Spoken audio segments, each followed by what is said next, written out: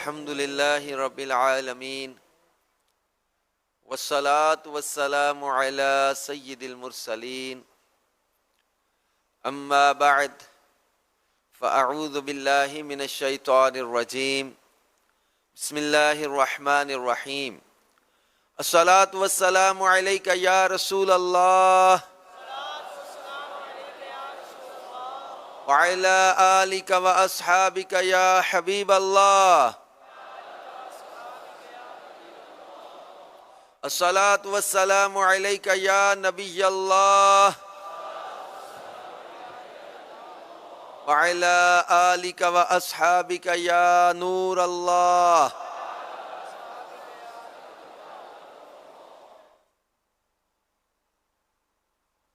نويت سنة الاعتكاف اللہ پاک کے آخری نبی رسول ہاشمی صلی اللہ علیہ وآلہ وسلم نے ارشاد فرمایا، بروز قیامت تم میں سے میرے زیادہ قریب وہ ہوگا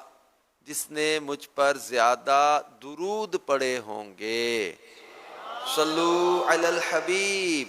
صلی اللہ علی محمد وعلی آلہ وصحبہ وبارک وسلم صلاۃ و سلاما علیک یا رسول اللہ صلاۃ و سلاما علیک یا حبیب اللہ۔ پیارے پیارے اسلامی بھائیوں اور مدنی چینل کے ناظرین، اچھی اچھی نیتوں کے ساتھ مدنی مذاکرے میں، درس و بیان میں شرکت کیا کیجئے کہ انشاءاللہ الکریم اچھی نیت کی برکت سے ثواب بھی بڑھ جائے گا، کیونکہ مسلمان کی نیت اس کے عمل سے بہتر ہے۔ جتنی اچھی نیتیں زیادہ ہوں گی اتنا ثواب بھی زیادہ ہوگا۔ اللہ پاک جل شانہ نے قرآن پاک میں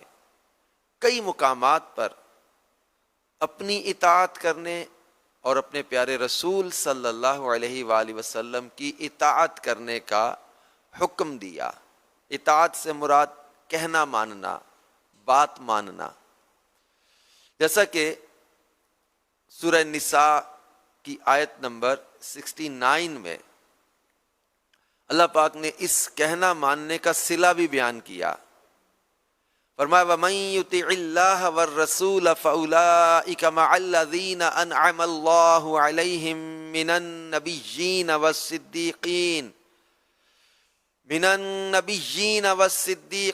وَالشُّهَدَاءِ وَالصَّالِحِينَ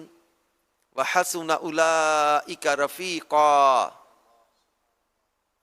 اور جو اللہ اور اس کے رسول کا حکم مانے تو اسے ان کا ساتھ ملے گا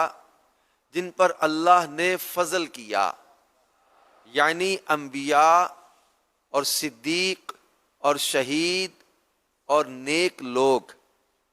یہ کیا ہی اچھے ساتھی ہیں۔ میرے پیارے پیارے اسلامی بھائیوں اور مدنی چینل کے ناظرین، اس آیت کی تفسیر میں ہے وَمَن يُطِعِ اللَّهَ وَالرَّسُولَ،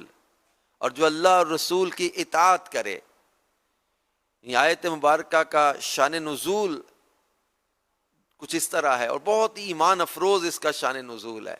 کہ یہ آیت کب نازل ہوئی۔ حضرت ثوبان رضی اللہ عنہ تاجدار دو عالم صلی اللہ علیہ وآلہ وسلم کے ساتھ کمال درجے کی محبت رکھتے تھے، اور انہیں جدائی کی تاب نہ تھی، یعنی تھوڑی دیر کی بھی جدائی ان سے برداشت نہ ہوتی۔ ایک روز اس قدر غمگین اور رنجیدہ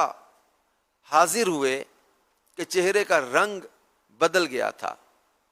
تو رسول کریم صلی اللہ علیہ وآلہ وسلم نے پوچھا آج رنگ کیوں بدلا ہوا ہے؟ عرض کیا نہ مجھے کوئی بیماری ہے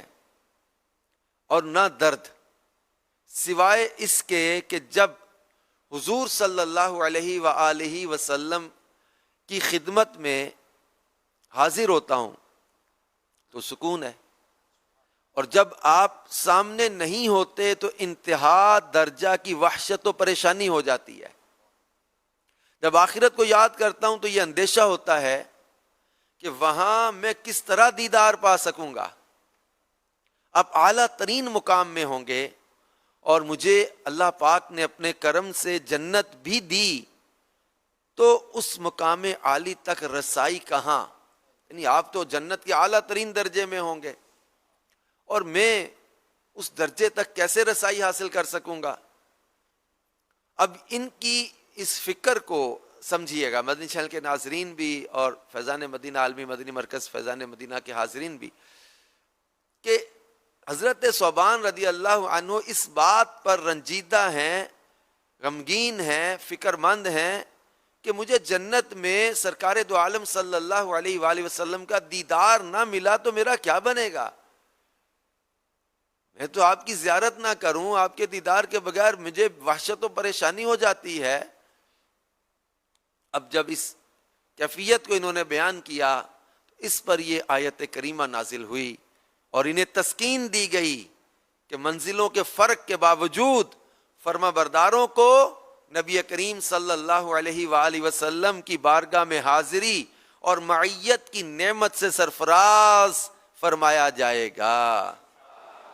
اور انبیاء کرام علیہ الصلوۃ والسلام کے مخلص فرما بردار جنت میں ان کی صحبت و دیدار سے محروم نہ ہوں گے۔ حدیث پاک میں ہے آدمی اسی کے ساتھ ہوگا جس سے محبت کرے، جو جس سے محبت کرے گا وہ اسی کے ساتھ ہوگا۔ تو میرے پیارے اسلام بھائیو، ہمیں اللہ اور اس کے رسول کی فرما برداری والے کام کرتے رہنا چاہیے، تاکہ ہم جو ہے وہ اللہ اور اس کے رسول کی اطاعت کا جو صلہ ہے یہ پائیں، اور جنت میں اللہ کے پیاروں کا ہمیں ساتھ نصیب ہو، رسول پاک صلی اللہ علیہ وسلم کے بھی جلوے نصیب ہو جائیں۔ گدا بھی منتظر ہے خلد میں نیکوں کی دعوت کا، خدا دن خیر سے لائے سخی کے گھر ضیافت کا۔ صلو علی الحبیب صلی اللہ علی محمد صلی اللہ علیہ وآلہ وسلم۔